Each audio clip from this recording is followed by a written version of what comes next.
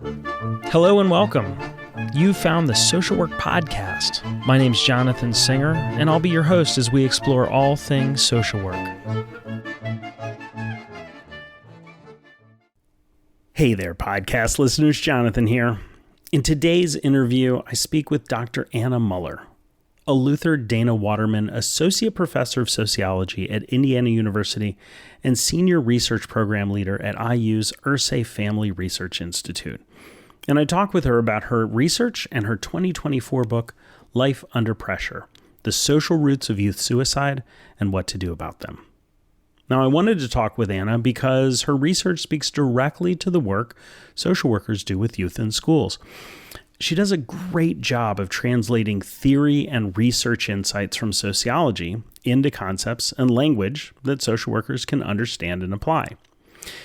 In the beginning of the interview, Anna and I spoke about why she and her colleague, Seth Abrutyn, looked at the social roots of youth suicide at Poplar Grove. We jump into the idea of social contagion, how the idea of suicide being an option for ending one's life spreads amongst a group of people. Now, researchers have found that the phenomena of one suicide leading to another in a relatively short period of time happens almost exclusively amongst youth.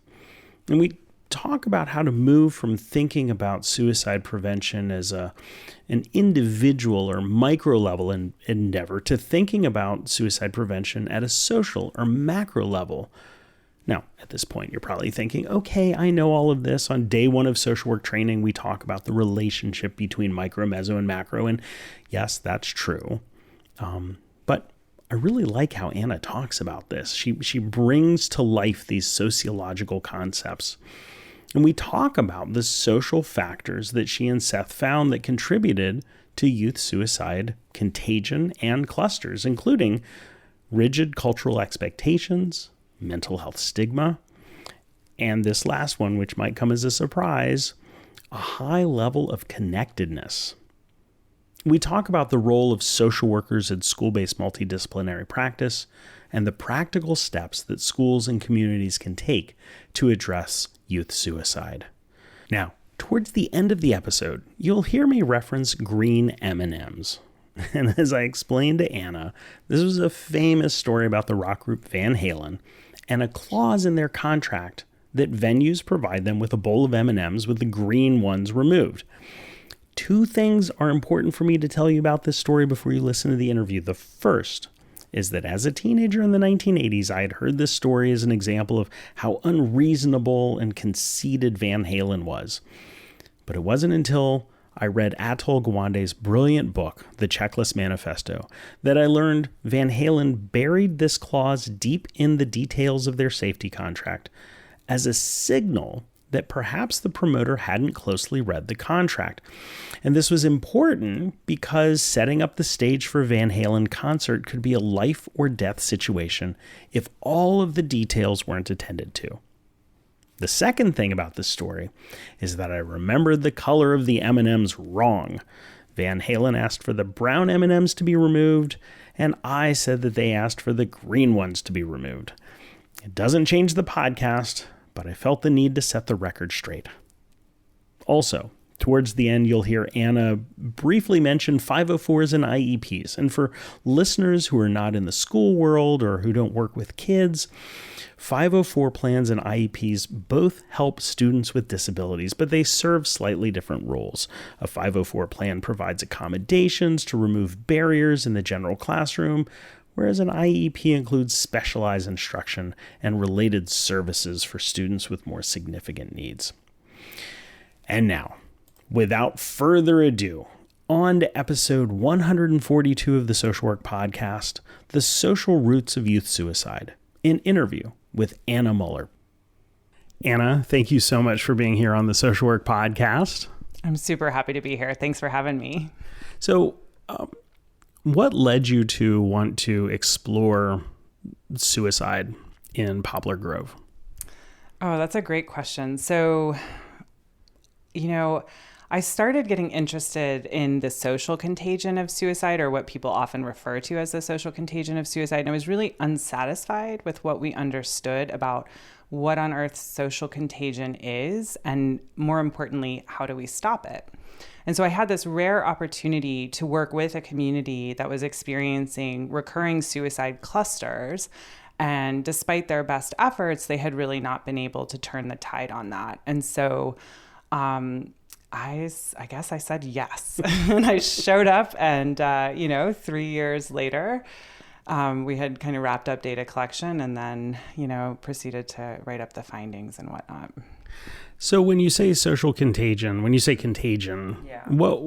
how were people thinking about it? And then how have you come to think about it? Oh, yeah. So I think that actually for a long time in suicide prevention research, we actually really thought that social contagion was primarily driven by pre-existing risk factors, and for kids becoming friends or, being exposed to suicide. And then the effect that we were calling social contagion was really just like kids sharing risk factors and then both attempting suicide. So in other words, we were sort of like poo-pooing it, right? We were sort of saying like, this is not a real thing. Well, I think that anybody who has actually sat and talked to a kid who is a suicide loss survivor, who's lost someone they care about to suicide, you'll know that this is a really profound experience that really changes their lives in really complicated ways. And in fact, after spending years talking to youth who have had this experience in Poplar Grove and beyond, we came to understand that actually being exposed to suicide attempts or deaths in this way can really change whether kids imagine suicide as an acceptable, applicable option that they themselves might use to escape psychological pain. So it's not that there aren't pre-existing risk factors, because nobody dies by suicide without experiencing really intense psychological pain or attempt suicide, right? But there is something about how we imagine suicide and whether it's something we ourselves could imagine doing, and the external social world and our experiences in it can really shape that part of kids' imagination. That seems like a really important maybe distinction or nuance around this idea of contagion. One being more like a medical thing, like here's this thing in me and I'm going to spread it to you. And the other one is really about the idea of suicide as something that kids can either see as being part of their story or not, which is very different than the original conception. Yeah. Although it's also not a new idea, right? Like lots of older suicidologists like Schneidman and like Douglas, like other people have had this idea that the idea of what suicide is and what it means to people matters, right? So, and I actually really love acknowledging that, because it invites us to come up with other interventions and ways to actually support kids. It sort of directs us to think through, well, how do we equip kids with other options? And really importantly, how do we equip kids to seek help for the things that they're struggling with in their lives, rather than feeling like suicide is their only option. So when you talk about equipping kids with sort of coping mechanisms, or, I mean, you didn't use that word, but I think about that as really being individual, right? And so you have social workers that are out there working with an individual kids, like, okay, here's this coping skill, or here's this communication skill, or here's this. It's really at the individual level. But your book is about the social roots of youth suicide. So can you bridge that gap for us? Oh, yeah. Absolutely. So, one of the things that I, as a sociologist, have often struggled with when I'm reading the literature on suicide prevention or why people die by suicide is that it is so individually focused. But sometimes for the kids that are struggling with suicidal thoughts, that can feel really actually subtractive and I've had so many kids kind of say to me, can you change the world, please, and make it not so torturous? So what we did in our book, and I think one of our big contributions and something I've kind of devoted my career to hoping to articulate for clinicians and schools and communities and families, is that we also need to think about how the social environments are either feeding kids' well-being or potentially harming them. And sometimes, maybe not in a clinical interaction with a kid, Although I think it can still play a role in shaping how we talk to them. And I think that good clinicians know that. But I think we also need to invite ourselves to begin thinking about how can we intervene with families? How can we intervene in schools to address some of these factors that that can really undermine kids' well-being. And so it's not just on the kid to change their cognition or change their cognitive processes about how they're struggling. And I find that kids actually really feel honored by that approach when you're like, this is not your fault. Some of this is on the external world that you have no control over. And of course, the clinician has to like work with the kid on what they do control, which sometimes is rumination and those thought processes and whatnot. But what I do is I try to work with schools, especially. I'm a school focused person, but schools and communities, I try to work with them to think about how they can address some of the social roots that if we don't, and also if we don't address them, even your evidence-based suicide prevention interventions are really going to fail. That's one of the things that we really show in our book. And so are there specific roots? Like, are there specifics that you can talk about that you found that you would say these are sort of the social roots of youth suicide?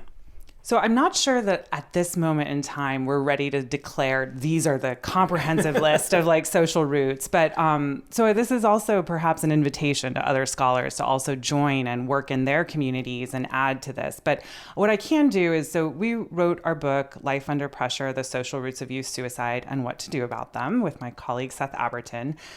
We wrote that book about a particular place that I mentioned, Poplar Grove, that has had this painful history with suicide.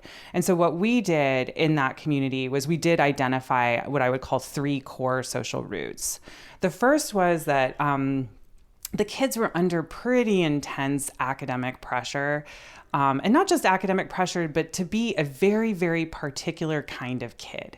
The community had really narrow beliefs about what a quote unquote good kid or a quote unquote good family looked like. And it was really narrow. I mean, I felt tired just listening to what the kids were trying to accomplish during their adolescent years. And it was like taking excellent classes, being really ready to go to an excellent college, like preferably on a merit scholarship or an athletic scholarship. I mean, I was like sweating bullets for these kids. So that was the first social root, was these really narrow expectations make it really hard. It makes it easier for more kids to feel like they don't fit in. And we all know that's a painful experience. So that's the first social root. The second social root is probably fairly easy to anticipate and is more broadly shared in communities across the United States, and that is mental health stigma. And it had a particular sort of variation in Poplar Grove that's important to recognize. All mental health stigma doesn't look the same in communities. In Poplar Grove, kids were supposed to make it look easy to be taking but a lot of AP classes. You know, they were supposed to make it look easy to be a straight A kid.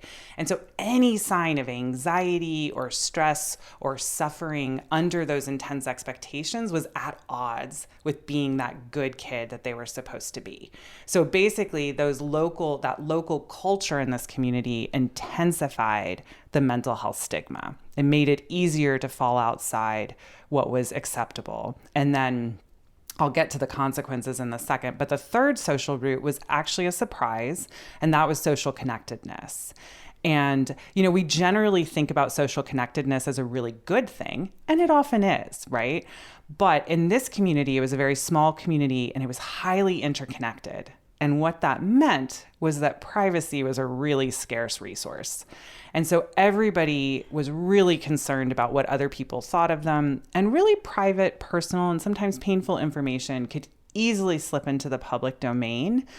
And people knew that, and they saw it happen to other families. And then they saw the gossip, and they saw the people talking about, you know, how parents were bad parents for letting their kid do X, Y, or Z, or only bad parents like have kids who die by suicide. And so that just really increased the stakes of anybody finding out that your child or you yourself was having a mental health problem. So those were the 3 social roots. The consequences for kids are pretty easy to anticipate. We found that these social roots cause pretty intense psychological pain and suffering for kids. And then really importantly, they did not want to get help. And their families also sometimes struggled with feeling that it was okay to get their kid help because, again, the families would experience the same pressure that the kids would experience. And I appreciate you sort of pointing to the kind of Poplar Grove specific, but not unique issue of pressure, because we know there are school districts where that pressure to excel academically isn't there, which is different than parents in a district not valuing education. And we know that that's a very different thing than sort of academic pressure. But the idea of being in a small community and having that social connectedness be problematic, I think probably speaks to a lot of people, especially in rural areas, people who are in maybe sort of like religious minority settings, or sort of even ethnic minority settings where there is either an expectation that you will use local sort of in-group services, or that you don't share what's going on with outsiders. And I think that's a huge issue because it brings up for social workers and other providers, like you want to respect sort of community norms, right? And sort of local ways of knowing and healing. And those can be problematic when someone's like, I don't want to go to the locals. Like I want to get out of here and talk to somebody who has no idea who I am. Yeah. And in fact, that was part of why Poplar Grovians trusted us, is because we were outsiders. So we were safer to talk to because we weren't a member of their community. What's interesting, though, is for sociologists, in some ways, it's actually not surprising that social connectedness has this potential dark side. And all of the things that you just mentioned are things that are actually well established in over 50 years of like social network research within sociology. And so we were sort of the first ones to kind of just really bring it very explicitly to understanding suicide, where the research on understanding suicide has almost uniformly posited social connectedness as a good thing. And so it's important to realize that there are some potential downsides that we have to navigate carefully. Well, and I think that's it. I think it's a really good thing to note that there are some disciplines that are like, well, yes, this is not always a good thing. And even, when I look at lists of risk and protective factors that are kind of generically posted, even on like federal websites, they'll oftentimes put religion as a protective factor. And we've known for a long time that religion can be helpful, but it can be harmful. Right. Yeah. And so having that and having the data, which you all collected, I think is really important to being able to kind of unpack how and when and why. I mean, not particularly with religion, but social connectedness. I think that's great. Yeah, absolutely. Yeah, I totally agree. And I've done work in another community where a lot of people found that their faith community really helped them. This was another community very different in demographics than Poplar Grove, much higher poverty, much higher parental incarceration rates and things like that. But one of the interesting things we heard about was for some people, their faith in God or their faith community was really protective and a wonderful source of strength. But other people, there was just systematic conversations about what people called religious trauma, and how actually the source of their psychological trauma was their faith community. And so we do need to just be aware that that nothing is just perfectly good and nothing is perfectly bad, right? And, we just have to be careful. I think this is also one of the important things to have interdisciplinary conversations and to be producing knowledge about really important, painful social problems like suicide and especially youth suicide, making sure that we have multiple disciplines contributing to that knowledge. And speaking of multiple disciplines, you're a sociologist and this is a social work podcast. What were some things that you saw social workers in schools do? Or how were social workers in Poplar Grove or any of the other schools that you've worked at that you saw that they were doing things that were working well, that were helpful? Well, one of the schools that I worked in after Poplar Grove had the principal had made the decision to hire 2 social workers who did both have clinical training and clinical licenses, and their only job was to support students who are really having a very difficult time. They had no standing caseload. They weren't tasked with serving 504s or IEPs. They probably helped with that too, but literally they were just there to support students who were really going through it in their families or their personal lives. And they made such a difference to this school community. And kids would actually, one of the most beautiful things, they were both wonderful people, kind of those magical unicorns who just by their beautiful presence, just change the whole entire dynamic. So I want to acknowledge that there just are some magical people that also show up and care so much about our students. But the thing that was so special about them in particular, and the way that their school used them and their open door policy that kids could just walk in when they needed to, is in that school, we saw more kids reaching out for help without just voluntarily. They were the ones who literally went to these school staff members when they were feeling suicidal and said, "Can you help me?" And that is just the gold standard for suicide prevention, when our kids feel safe asking us for help. And so I do think that's one of the ways that school social workers can be used. We just need our administrators and principals to decide that that's a good investment of, a full-time staff member. And I do realize that with school funding as it is, that can be a bigger ask than I make it seem.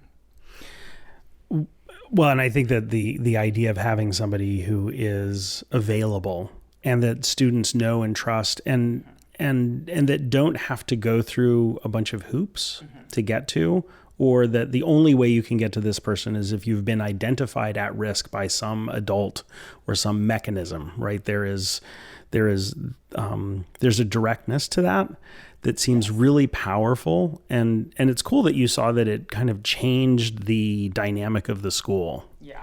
Absolutely. I totally agree with everything you just said. And also those individuals were involved with clubs in the school. So one of them was, I think, the lead of the Gender and Sexuality Alliance for a while and things like that. So the kids could get to know them through other mechanisms, not just through needing, mental health help. They were members of the school community. And that's just so important for us to always be thinking about how we can break down barriers. I know that when I was in high school, I was terrified of my principal. Literally terrified. Probably says something about me. I was a good kid. I don't know why I was scared. I wasn't really breaking rules that I could get caught for. But I just still, people with authority over us can be really scary. So we just have to be really thoughtful in our school environments about how we're making it safe for kids to get to know staff that can possibly be their trusted adult or their person that they turn to for help.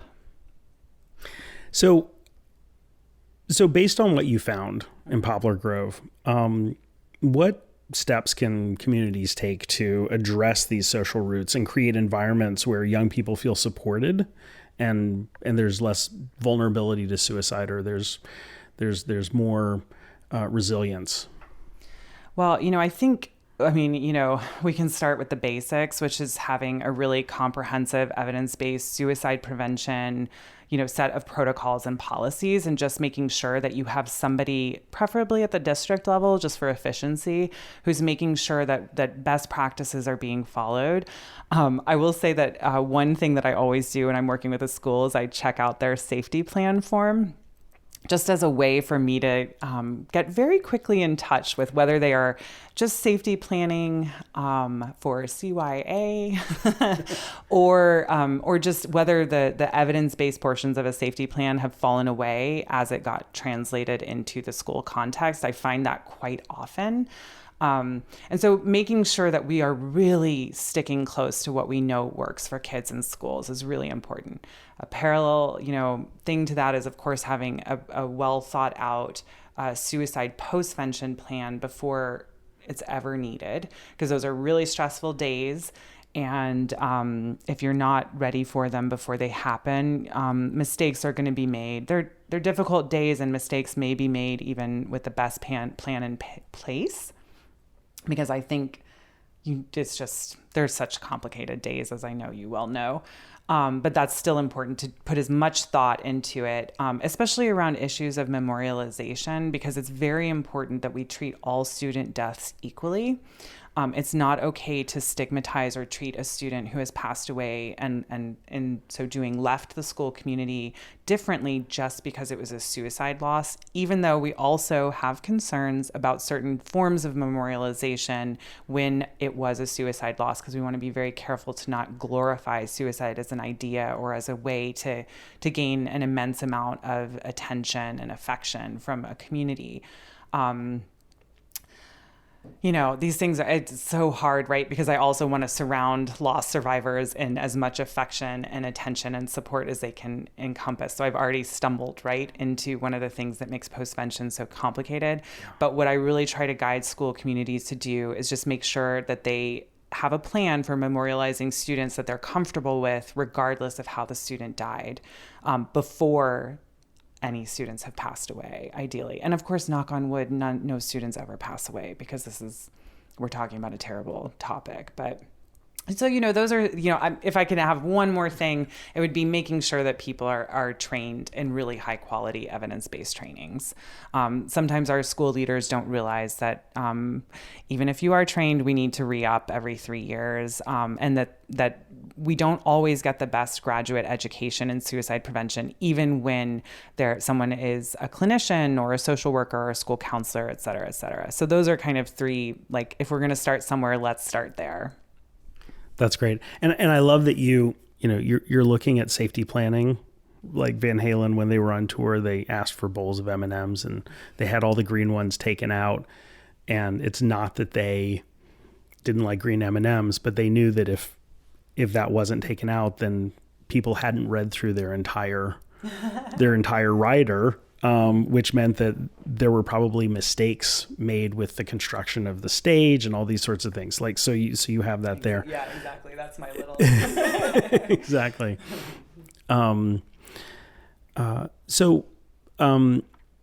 Earlier you mentioned that you want people to come together, right, to advance the science and things like this. What are some things that social workers, and most social workers are out in the field doing the work, and they're not in colleges or universities doing research.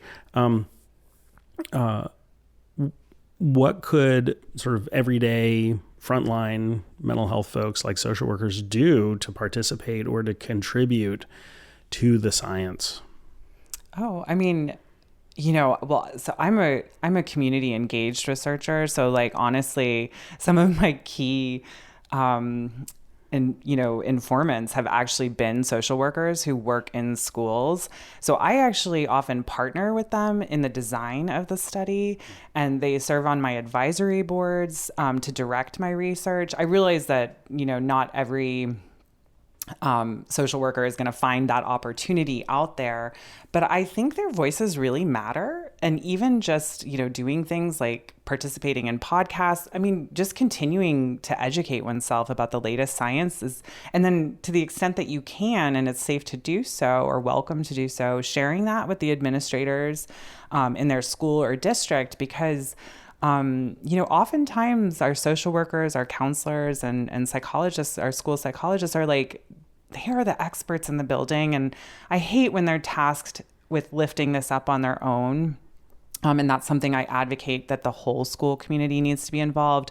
But for those magical unicorns who are working in schools and have the capacity to do that, it can just make such an incredible difference to the kids and other staff members in the school buildings, because staff also benefit from having evidence-based protocols and trainings and so on and so forth. That's great. Well, Anna, thank you so much for taking time to talk with us and share a little bit about your study on Poplar Grove. And I highly recommend everybody pick up a copy of your book. The link will be on the website. So thank you so much for being here. Thank you so much for having me. I really appreciate the opportunity to talk with your audience.